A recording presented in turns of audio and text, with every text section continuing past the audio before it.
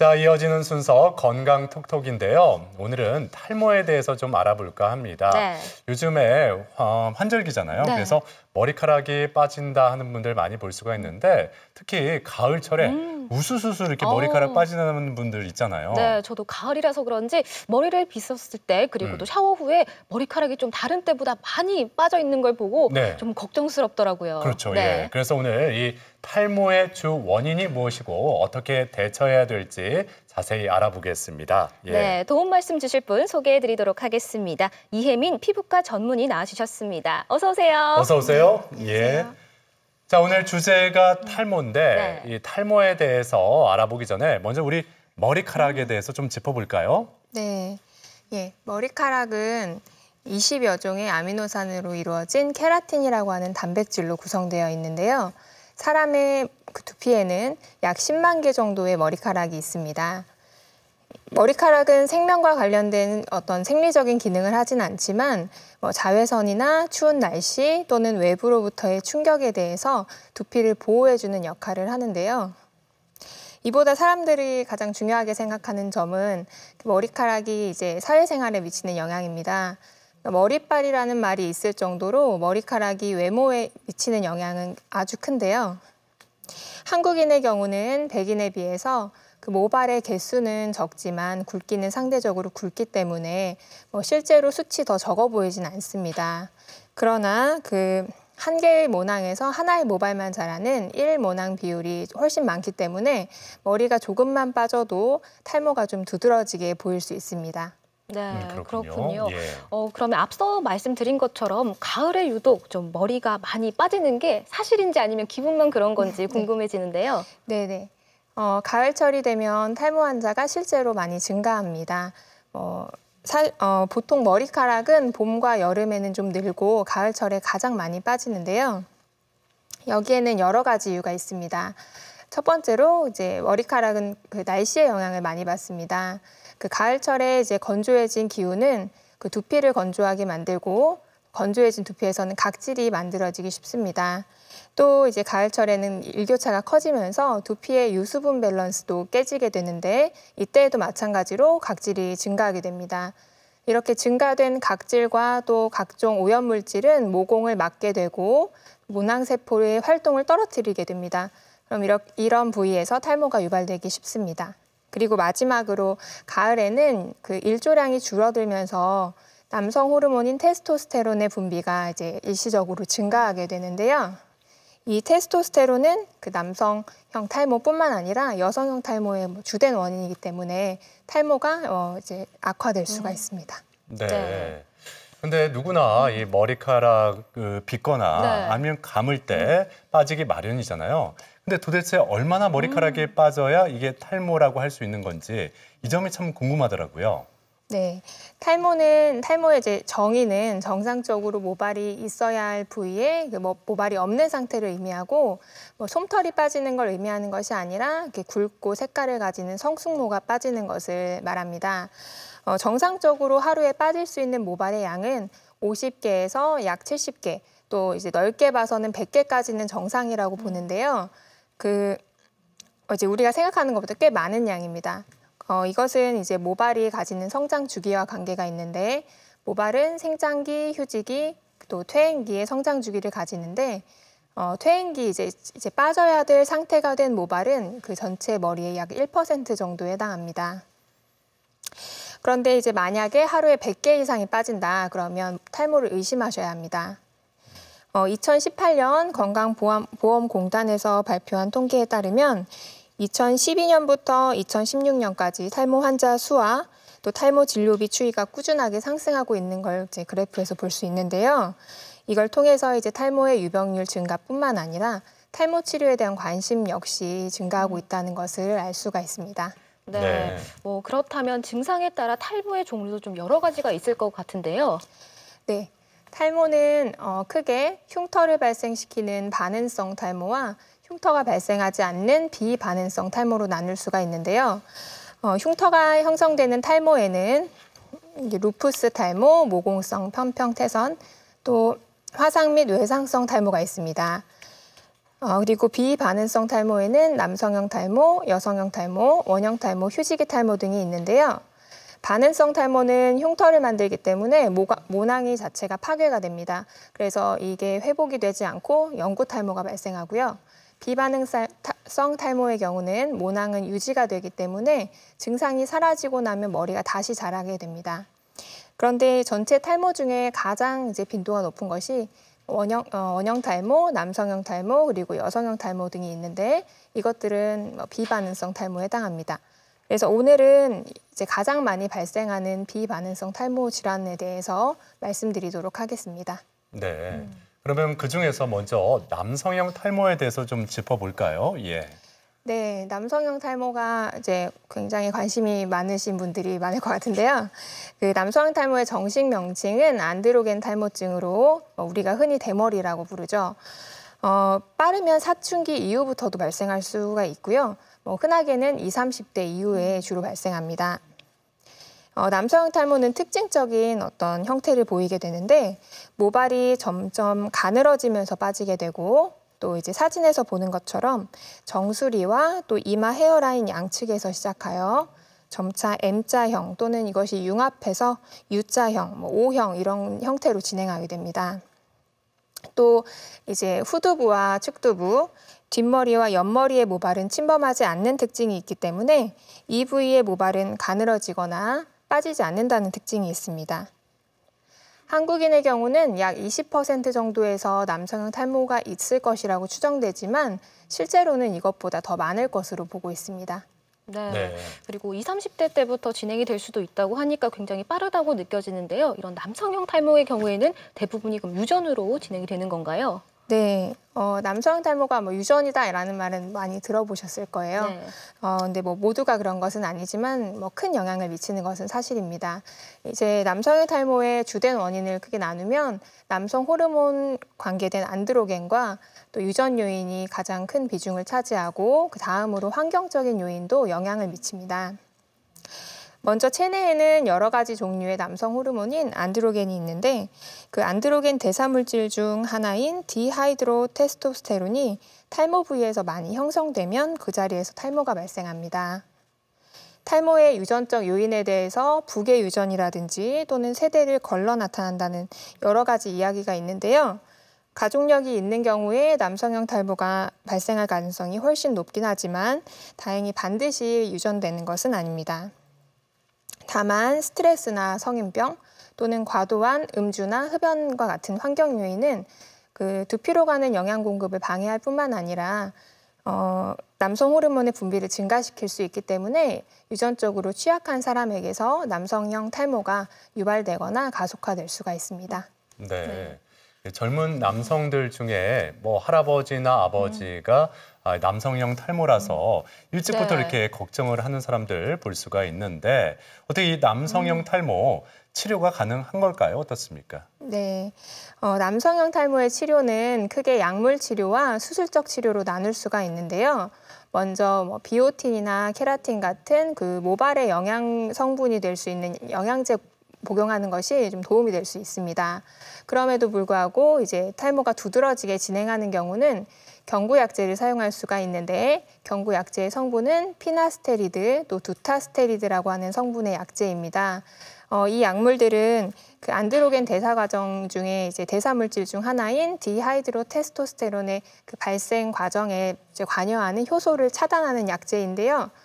이 약제를 사용하는 것이 이제 남성형 탈모의 그 근본적 원인 자체를 차단하는 유일한 약제이기 때문에 그 모발이 가늘어지는 현상이나 그 탈모의 진행 자체를 막을 수 있는 이제 가장 이제 중요한 치료라고 할 수가 있습니다. 네. 그 외에는 이제 발모 효과를 보이는 바르는 약인 미녹시딜 제제가 있고요.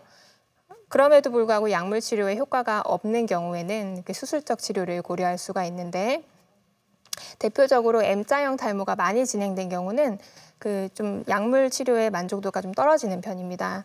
그래서 이러한 타입의 경우는 그 뒷머리에 모낭, 정상 모낭을 채취해서 이식하는 모낭 이식 수술이 만족도가 높습니다. 네. 네. 네. 더 말씀해 주시죠. 그럼에도 불구하고 수술이 아주 성공적이라 하더라도 그 뒷머리의 모발을 앞머리에 심으면 다시 빠지게 됩니다. 그래서 이러한 이제 수술 그 만족도를 이제 유지하기 위해서는 그 경구 약물은 계속해서 사용하셔야 합니다. 그렇군요. 네.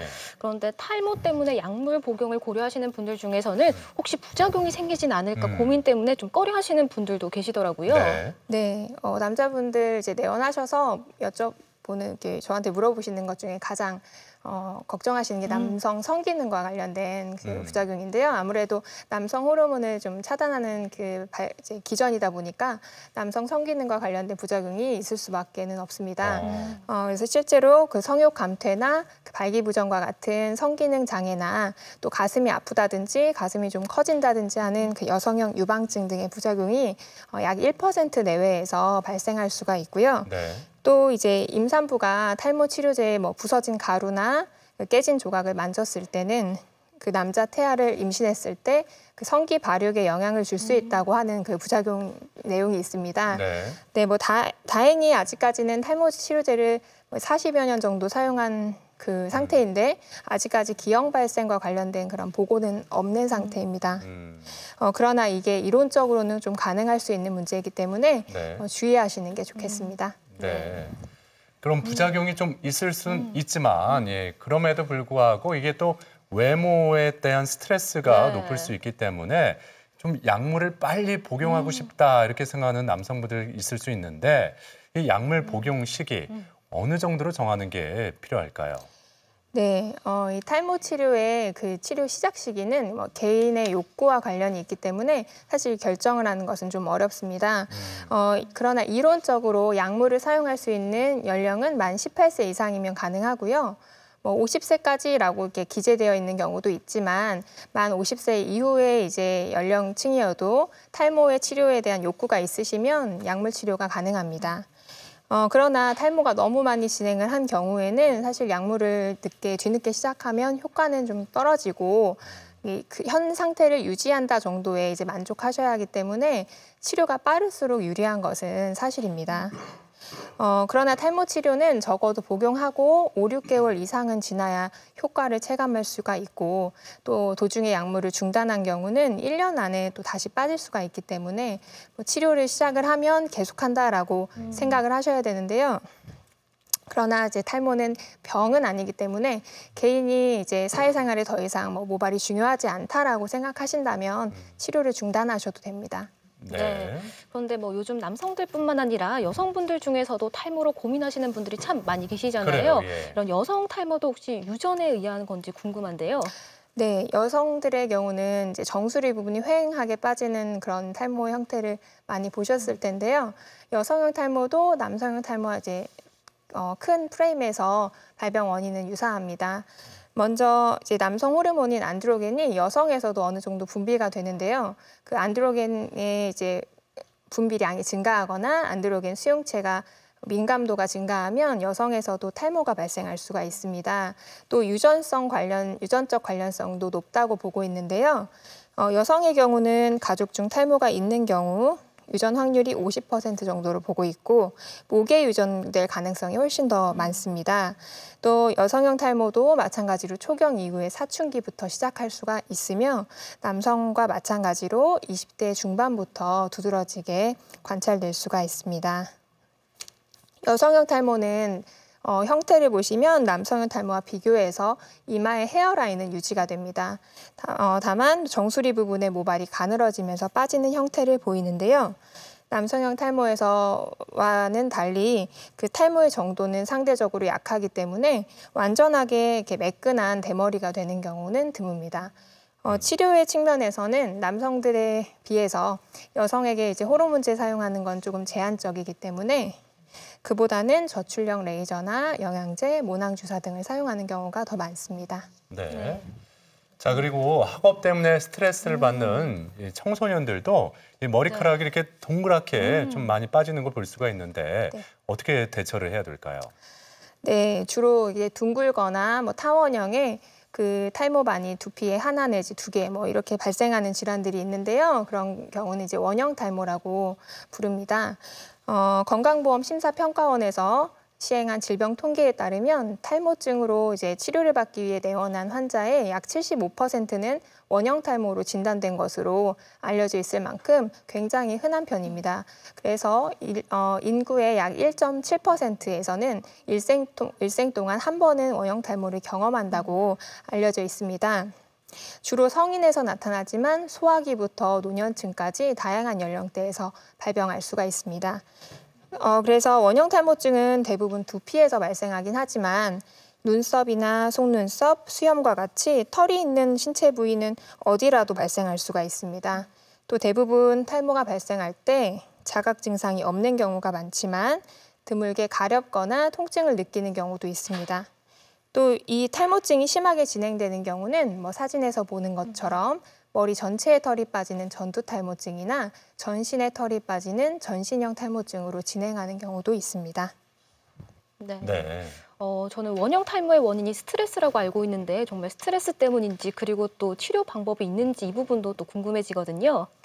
네. 원형 탈모는 이제 스트레스를 받고 나서 생기는 경우가 굉장히 많기는 하나 근본적으로는 자가 면역 질환입니다. 그 정상적인 면역 반응에서는 외부에서 유입된 세균이나 바이러스와 같은 외부 항원을 적으로 인식해서 우리의 면역 세포가 이제 싸워서 이겨내는 과정이라면 그 자가 면역이란 내 몸의 뇌세포를 그 적이라고 인식해서 결과적으로는 아군끼리 싸우는 그 비정상적인 면역 반응입니다. 원형 탈모의 경우는 모낭 세포를 적이라고 인식해서 모낭 주위에서 면역 반응이 일어나고 결과적으로 손상받은 모낭에서 탈모가 유발됩니다.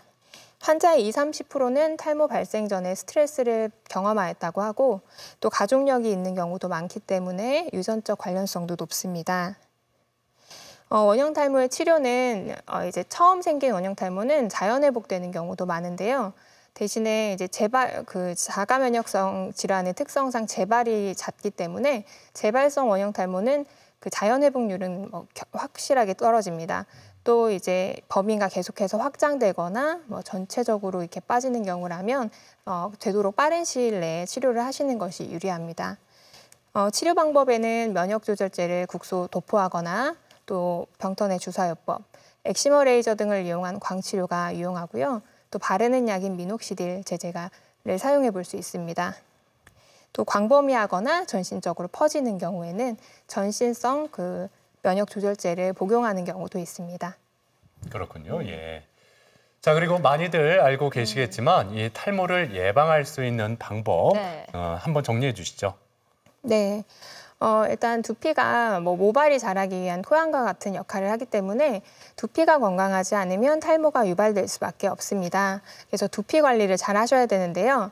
먼저 머리를 감으실 때는 미온수로 감으시고 또 샴푸는 두피 깊숙하게 골고루 마사지 해주시고 린스는 모발에만 묻혀서 깨끗하게 hend궈내셔야 합니다.